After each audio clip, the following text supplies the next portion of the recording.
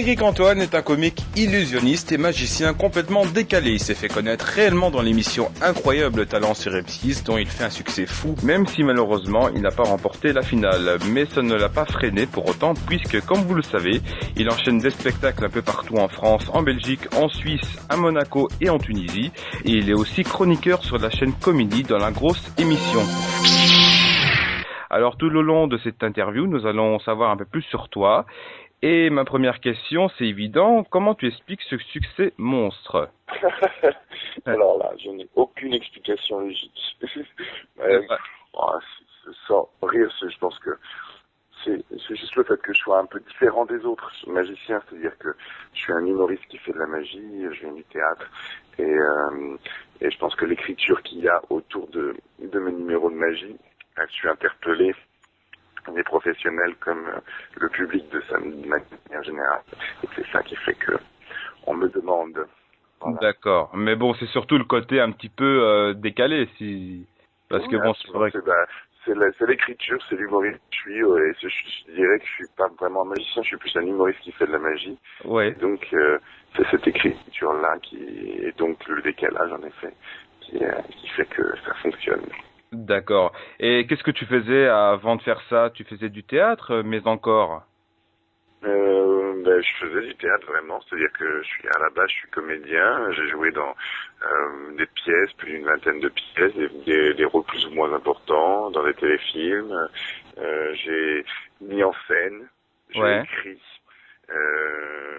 voilà, et je continue d'ailleurs à faire des choses comme ça, je continue à me lancer un autre spectacle en ce moment, je m'occupe de plateaux, de direction de festivals, enfin de plein de choses, voilà. D'accord. Et avant de faire Incroyable Talent, as-tu tenté ta chance dans d'autres émissions? Non, pas que je me souvienne. En fait, non, pas avec ce personnage et pas autour de ça en tout cas. D'accord. Donc c'était ta première tentative sur M6 donc. Oui, absolument. D'accord. Et comment tu as eu cette idée folle d'y participer et qui tu t'es inspiré pour tes shows sur scène, car il faut dire tu as un petit look de Einstein quand même en même temps. Oui, absolument. En fait, mes inspirations, elles sont en effet, il y a Einstein, mais d'abord c'est surtout les Américains, c'est-à-dire que en France il n'y a pas vraiment de magiciens qui travaillent sur les thèmes sur lesquels je travaille. C'est sûr. Qui ont vraiment une écriture, une vanne, qui sont dans un univers comme ça, plus du théâtre et moins du musical. Ouais. Mais aux États-Unis et en Angleterre, il y en a quelques-uns, donc c'est vraiment eux qui m'ont inspiré en tout premier. Et en particulier, je dirais un homme qui s'appelle James Jonathan, un autre qui s'appelle Mike King, un duo qui s'appelle Penn and Teller. Et c'est ces gens-là qui sont un peu mes modèles. Voilà. D'accord. Eh bien voilà, comme ça on sait un petit peu plus. Et donc tu as fait un été donc une émission sur la chaîne Gulli. Donc c'est l'émission Ils sont fous ces humains, repris aujourd'hui par par David Antoine. Donc c'est ton premier pas en télévision et aujourd'hui tu es donc chroniqueur dans la grosse émission sur Comédie. Peux-tu nous en parler de ces deux émissions?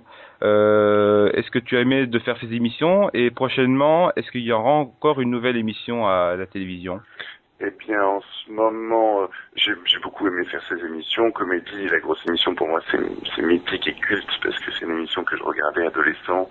Ouais. C'était les Robins des Bois qui faisaient la fête et les fous dans cette émission. Donc c'était génial de faire ça. C'était de reprendre le flambeau et tout. C'était génial. Ouais. Et puis Gulli, en fait, en ce moment, c'est des rediffusions. L'émission continue à être passée. Ouais. Et peut-être on en refera, ça se discute, on est en train de discuter peut-être le fait de refaire quelques émissions sur Gulli. Ouais. Et en ce moment, je suis souvent chez Michel Drucker, je viens d'en faire 3. Ouais. J'en refais une la semaine prochaine et il y a des chances que j'en refasse encore et encore. Voilà. D'accord, donc c'est bien sur France 2, Vivement Dimanche. France 2, Vivement Dimanche, absolument. D'accord. Ok. Et donc, tu as dit dans le magazine Téléstar en 2006, je crois, arrête-moi si je te dis une bêtise. Donc, je cite, on Oui. me propose des émissions sur le câble sur des chaînes françaises hertziennes. Je réfléchis car ça peut être casse-gueule, je ne vais pas gâcher ma chance. Où cela en est finalement, ce projet des télévisions? Oh, bah, il y a toujours, c'est un métier qui fait comme ça, c'est-à-dire il y a toujours au moins une dizaine de projets sur le feu. C'est-à-dire on fait jamais un seul truc, donc il y a toujours plein de projets. Je sais plus du tout si les projets depuis 2006, j'ai fait tellement de télé, en effet, aussi bien sur la TNT que sur le câble que sur les chaînes hertziennes, que je sais même pas de quel projet je parlais à l'époque.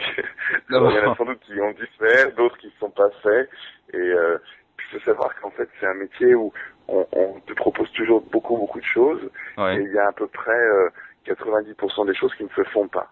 Il y a une chose sur 10 ouais, qui se fait au final. Donc, quel que soit le niveau, que tu sois une superstar ou un jeune débutant, c'est ouais, toujours comme ça. ouais. Donc voilà, là, j'ai toujours quelques projets sur le feu en télé. On m'a proposé encore des choses. Il y a des choses qui vont se faire, d'autres qui vont pas se faire. Hmm. Mais en fait, la règle, c'est de pas trop parler des choses avant qu'elles se fassent, parce que sinon, ça porte la poisse. Non, Voilà. ouais, ouais, ouais, ouais. Donc finalement, c'est pas évident d'exprimer ses idées pour la télévision, finalement. Non, mais rien n'est facile, aussi bien au théâtre que à la télévision. C'est-à-dire que avant qu'une chose se fasse, il faut que ça passe par tellement de personnes, il faut des oui de tellement de monde que Mhm. non, c'est pas facile. Rien n'est facile. Alors, mis à part les caméras et tes spectacles, comment est Eric Antoine? Est-ce que c'est toujours aussi dévergondé dans ta vie? Non, je suis plutôt... Bah non, heureusement que non, parce que sinon, ma pauvre femme et mes pauvres amis, on aurait vraiment marre de moi. Mais non, non, bah, je suis pas le mec le plus sage de la terre et Ouais. c'est sûr que c'est ma nature d'être un peu foufou, mais non, mais je suis quand même pas le même dans la vie que sur scène, heureusement. Ben, c'est vrai que là, tu as une voix assez posée, assez même reposée, même. Tu as une voix Mhm. assez calme là. Oui, ben, oui, ouais. Il y a une Voilà, différence entre la scène et la vie. c'est sûr. Ben, heureusement. Alors, Ouais, qu'est-ce que le public ignore complètement de toi? As-tu des révélations croustillantes peut-être à nous révéler? Et même si j'avais, je sais pas ce que je le dirais, puisque c'est la vie privée, tout ça. Bon, donc on n'en sera pas plus alors. Non, Non. c'est la base même du secret. Et en plus, un magicien qui dévoile des secrets, c'est pas possible. C'est Bon, absolument, c'est interdit par la loi. ouais. Bon, d'accord. Et que conseilles-tu pour ceux et celles qui voudront, qui voudraient faire comme toi, faire ce métier? Eh bien, alors, ce qui est bizarre, c'est que le métier que je fais, pour le moment, je suis à peu près le seul à le faire. C'est-à-dire qu'il y a des magiciens, il y Ouais, a des comédiens, il y a des humoristes, mais il y a pour le moment en France, il n'y a qu'un seul qui fait ce mélange-là. ouais, Donc moi, ma formation, elle est double. C'est-à-dire que je suis pas donc il faut prendre des cours de théâtre, il faut travailler le théâtre un maximum pour pouvoir faire ce métier. Et c'est ça que je dis souvent aux jeunes magiciens qui veulent se lancer. ouais. Puisque la partie technique de la magie, pour moi, elle est secondaire par rapport à l'interprétation et à la mise en scène, au propos. Voilà. D'accord. Donc, et puis c'est de s'intéresser à tous les arts aussi. C'est d'être ouvert à la musique, à la peinture, à la sculpture. C'est d'être curieux, quel est principal, il me semble. Donc on peut retrouver donc aussi ton DVD, donc il est sorti depuis le 16 mars, donc Réalité ou Illusion, donc c'est le titre du DVD. Qu'est-ce que cela te fait de pouvoir enfin avoir son propre DVD? C'est le premier, non? Oui, absolument. Je suis très heureux. Je Ouais. suis aux anges. C'est un accomplissement dans la carrière d'un artiste, un premier DVD. Ouais. J'espère qu'il y en aura d'autres, justement en fonction du succès de celui-là. Je Pour le le souhaite. moment, le démarrage est plutôt bon. Mhm. Donc, donc voilà. Souvent aussi, c'est ça qui est triste avec le spectacle, c'est que les spectacles sont destinés à un Ouais. moment à mourir, puisque ils sont de l'ordre de l'éphémère, ça dure 4 ans, ça dure 5 ans, en fonction du succès d'un spectacle, il tourne, et puis à un moment il disparaît. Ouais. Et le DVD, c'est une manière de garder une trace quand Une même, trace. c'est sûr. sympathique. Ouais. Voilà. Ok.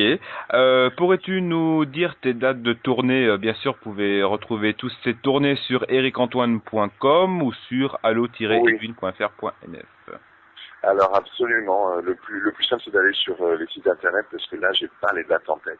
Je suis plutôt là en ce moment, je vais prendre quelques mois, je vais prendre 3 mois un peu plus cool. Il reste quelques dates là au moins de tournée, mais ma femme va bientôt accoucher, donc j'essaie de ralentir le rythme. Ah, Je d'accord. reprendrai sans doute au mois de septembre. Voilà. Mais D'accord. donc toutes les dates sont sur le site. Je pense qu'il y a encore avant la fin de la saison, comme qui a lieu fin juin, il y a encore je pense une quinzaine de dates. Là. D'accord. Ah, ok. Et donc pour finir, Eric, un mot de la fin, pourrais-tu me faire en direct là une voix de fou comme tu as l'habitude de faire. Donc, qu'est-ce que la réalité?